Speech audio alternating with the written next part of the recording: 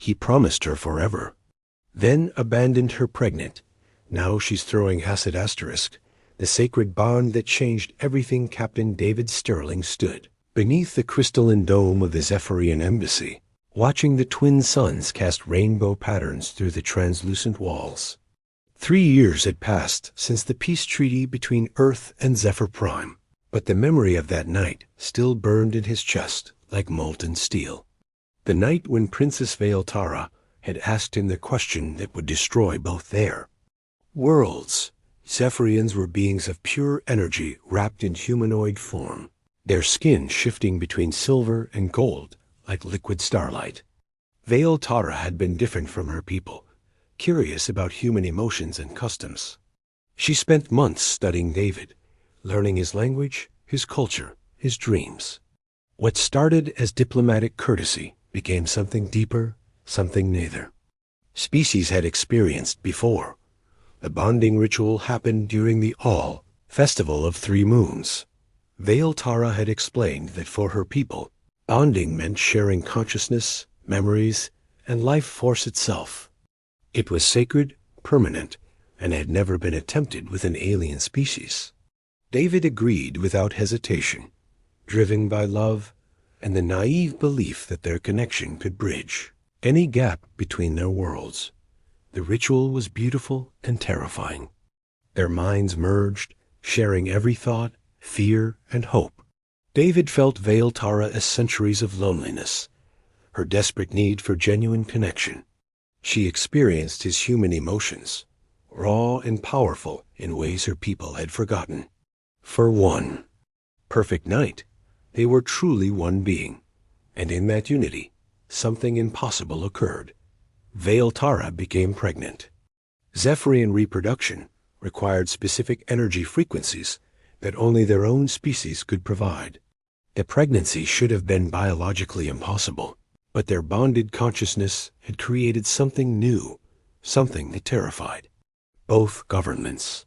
When the medical scans confirmed the impossible truth, panic spread through both civilizations like wildfire. The Earth Council recalled David immediately. The Zephyrian High Command confined Veiltara to the crystal sanctuaries for evaluation. They were separated without warning, without goodbye, without any explanation of what would happen next. David fought the recall orders, demanded to return to Zephyr Prime, but was told the situation required delicate diplomatic handling. Months passed in silence. David's requests for information were denied. His attempts to contact Veiltara were blocked. The official reports claimed she was being cared for, but the hybrid pregnancy was being monitored for the safety of both species. David believed them. Because he had no choice, because the alternative was too horrible to consider. Then came the message that shattered everything. A single transmission from a Zephyrian refugee, broadcast on an illegal frequency. The child is gone. The mother grieves. The councils have decided there can be no bridge between our kinds. David's world collapsed. He tried to return to Zephyr Prime, but his diplomatic credentials were revoked. He hired smugglers, mercenaries, anyone who could get him past the blockade, but every attempt failed. The war that followed seemed inevitable, born from fear and misunderstanding rather than hatred. Now, 3 years later, David stood in the ruins of what might have been. The peace treaty was signed, but it felt hollow. Somewhere among the stars, Veiltara lived with the knowledge that their love had been branded as dangerous, their child erased from existence. The human in him raged against the injustice, while the captain in him understood the political necessity. But David Sterling was not just any human. He was the first of his species to bond with an alien consciousness, and that bond had changed him in ways the councils never understood. He could still feel Veiltara sometimes, in the quiet moments between sleeping and waking. She was alive, and she was coming. The communication device in his quarters chimed with an incoming message from an untraceable source. 3 words appeared on the screen. The debt remains. David's blood turned to ice. He recognized the energy signature, the Unique frequency of Zephyrian consciousness. Veil Tara had found him, and she was no longer the gentle princess he remembered. When love becomes vengeance, the abandoned mining station on Kepler 442b became David's prison and sanctuary. He'd chosen this remote location after receiving Veil Tara's message, knowing that their confrontation needed to happen away from innocent lives. The station's atmospheric processors still worked, creating a breathable environment within the empty corridors that once housed thousands of miners. David spent his days preparing not for battle, but for judgment. He knew Veil Tara's culture well enough to understand what was coming. In Zephyrian society, betrayal of a bonded mate was the ultimate sin, punishable by dissolution of consciousness itself. She would come not as the woman who had loved him, but as an instrument of cosmic justice. The first sign of her arrival was the temperature drop. Zephyrians in emotional distress radiated cold instead of their usual warmth. David's breath began to mist as frost formed on the station's metal surfaces. Then came the lights, flickering and failing as her energy signature interfered with the electrical systems. She materialized in the main corridor like a vengeful spirit, her form more energy than matter now. The years of grief had changed her, stripped away the gentle curiosity that had made her so endearing. Her face, once soft with wonder, now held the terrible beauty of a star going supernova. In her hands, she carried a weapon that made David's heart stop. The void glass, a crystalline device that could disintegrate matter at the molecular level. It was outlawed on every civilized world, considered too cruel even for execution. One touch would unravel him atom by atom while keeping his consciousness intact to experience every moment of dissolution. "You promised me forever," Veil Tara spoke, her voice echoing with harmonics that shouldn't exist in normal space. "You said our love would transcend species, transcend politics, transcend death itself." David stood perfectly still, knowing that any sudden movement might trigger her attack. "I meant every word, Veil Tara." "I still mean them. Then why?" The question carried 3 years of anguish. Why did you abandon us when we needed you most? Why did you let them take our child? The accusation hit David like a physical blow. "I never abandoned you. They pulled me away. They said it was temporary, that they were protecting you both." Veil Tara's form flared brighter, her anger causing the station's remaining lights to explode in showers of sparks. "Lies I have seen. The records, David Sterling. You requested transfer to the Outer Rim colonies.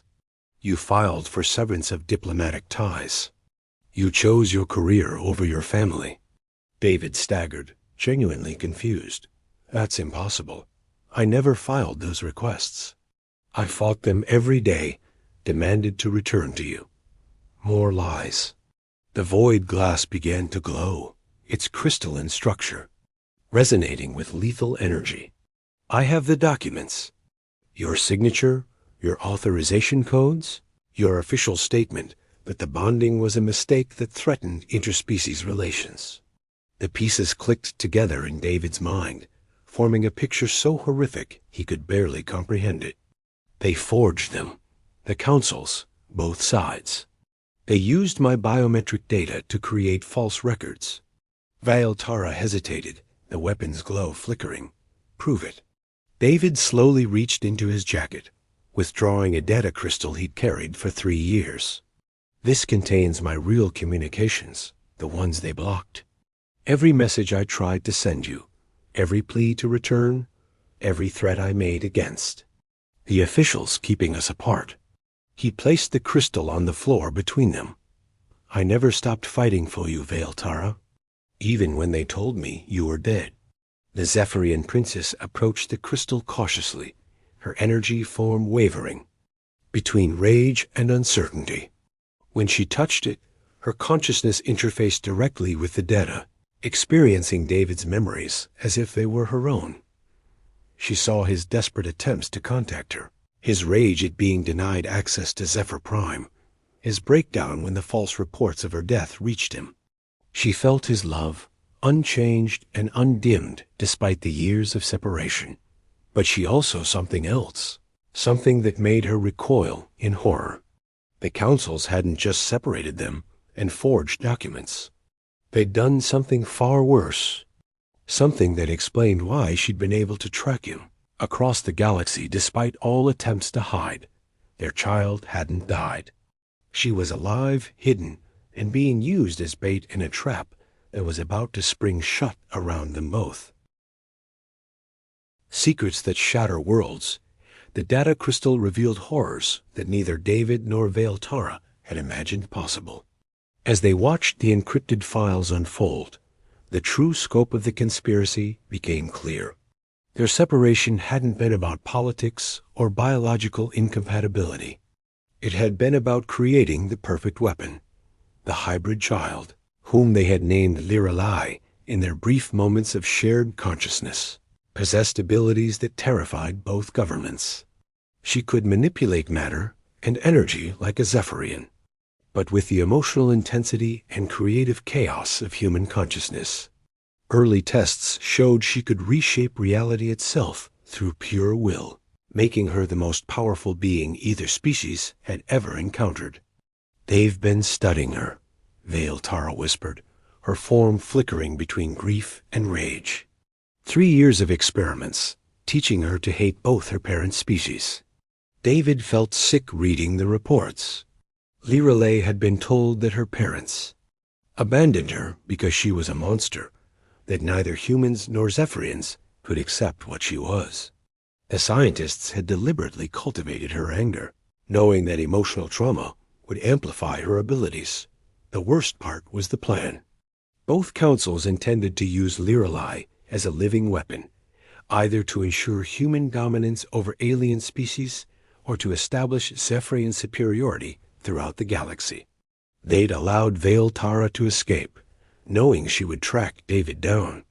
They expected the reunion to end in violence, with one or both parents dead, leaving Lirelai without any emotional anchors except her handlers. "We have to find her," David said, his voice hoarse with emotion. "We have to get her out of there." Veil Tara. Energy's signature shifted to deep purple, the Zephyrian color of determination mixed with sorrow. The facility is on Titan Station, orbiting Saturn. It's heavily defended, impossible to approach without triggering their security protocols. "Then we don't approach," David replied, his tactical mind already working through possibilities. "We let them come to us." He explained his plan quickly. The councils expected their confrontation to end in death. But what if it ended in reconciliation instead? What if two grieving parents, united by love and betrayal, decided to take their daughter back together? Veil Tara considered this, her form stabilizing as hope replaced despair. They would never expect cooperation. The psychological profiles they built assumed we would destroy each other. David nodded. Human emotion and Zephyrian logic combined, with parental instinct. It's exactly what they've been trying to prevent. They began planning immediately, using the mining station's communication array to send carefully coded messages.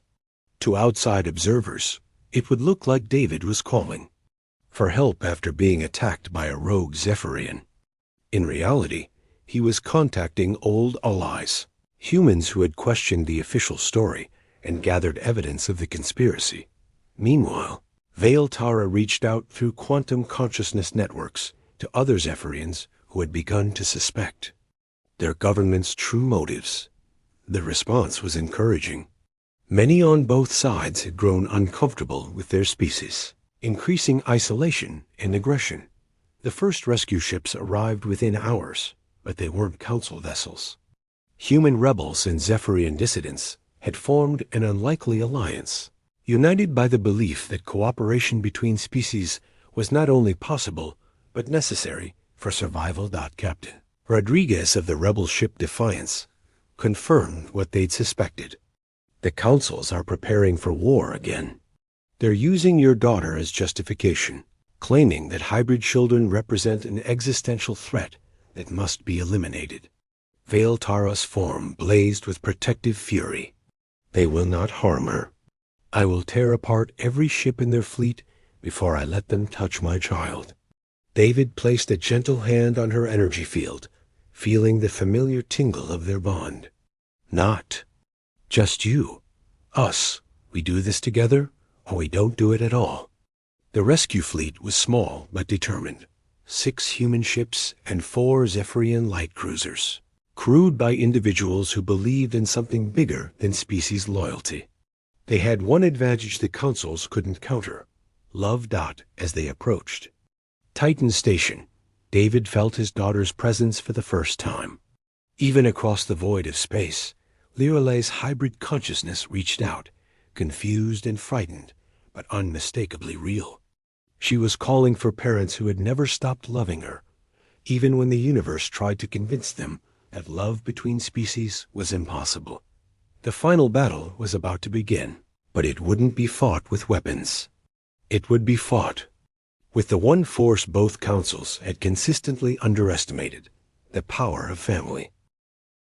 Breaking the chains of fear, Titan Station loomed before them like a mechanical planet, its rotating sections generating artificial gravity for the thousands of researchers and military personnel inside. David could feel Liralay's presence growing, stronger as they approached, her hybrid consciousness reaching out across space with desperate hope. The station's defense grid activated as soon as they entered sensor range. Plasma cannons and missile batteries swiveled to track their small fleet, while fighter squadrons launched from Aden bays. But the rebels had planned for this. Instead of fighting, they broadcast on all frequencies simultaneously. This is Captain David Sterling of the Earth Diplomatic Corps and Princess Veil Tara of the Zephyrian Royal House. We demand the immediate release of our daughter and an end to the illegal experiments being conducted on Titan Station. The response came from Admiral Hassan of the Earth Defense Force, his face grim on the viewscreen. Captain Sterling, you are in violation of multiple treaties and military orders. Stand down immediately or face the consequences. David felt Veil Tara's energy signature spike with anger beside him. We know about the conspiracy, Admiral. We know about the forged documents, the false reports, the manipulation of both our governments. Our daughter is not a weapon to be used in your political games.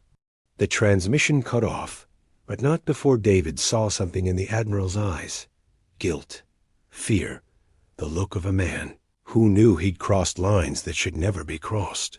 The battle began moments later, but it wasn't the fight anyone expected. The rebel fleet didn't attack the station directly. Instead, they focused on creating chaos, disrupting communications, and drawing defenders away from the central laboratory complex where Liralay was being held. David and Veil Tara took a single shuttle toward the station's docking bay, trusting their small size and the confusion of battle to get them through. Veil Tara had shifted her form to pure energy, flowing through the shuttle systems to mask their approach from sensors. They crashed through the docking bay's emergency barriers, the shuttle's hull screaming against metal as they skidded to a stop. David kicked open the hatch and ran toward the laboratory levels, following the growing intensity of his daughter's psychic signature. The corridors were in chaos. Emergency lights flashed red while automated systems announced hull breaches and system failures. Scientists and technicians fled toward escape pods, abandoning their research as the station shuddered under the assault from outside. They found the laboratory behind 3 levels of security doors that Veil Tara simply dissolved with focused energy bursts. Inside, the sight that greeted them broke both their hearts and filled them with rage. Liralay floated in a containment field, unconscious and connected to dozens of monitoring devices. She was beautiful and terrible, her appearance shifting between human and Zephyrian features like a living work of art. Her hair flowed with energy patterns, while her skin, displayed the emotional colors of her mother's people, but it was her age that shocked them most. The hybrid nature of her biology had accelerated her development. Though only 3 years old chronologically, she appeared to be in her early teens, her body adapting to contain the enormous energies flowing through her. Consciousness. "My daughter," Veil Tara whispered, her form flickering with maternal anguish. "What have they done to you?" David worked frantically to shut down the containment field, while Veil Tara interfaced with the laboratory's computers, downloading everything they could about Liralay's condition. The data was horrifying. The scientists had been deliberately traumatizing the child, triggering emotional responses to study how her hybrid abilities manifested under stress. The containment field collapsed, and Liralay fell into her father's arms. Her eyes opened, revealing irises that swirled with starlight. When she spoke, her voice carried harmonics that seemed to come from multiple dimensions. "Papa? Mama?" The words were uncertain, hope warring with years of conditioning that told. Her she was abandoned. David held her close, while Veil Tara's energy form wrapped around them both. "We're here, sweetheart. We never stopped looking for you. We never stopped loving you."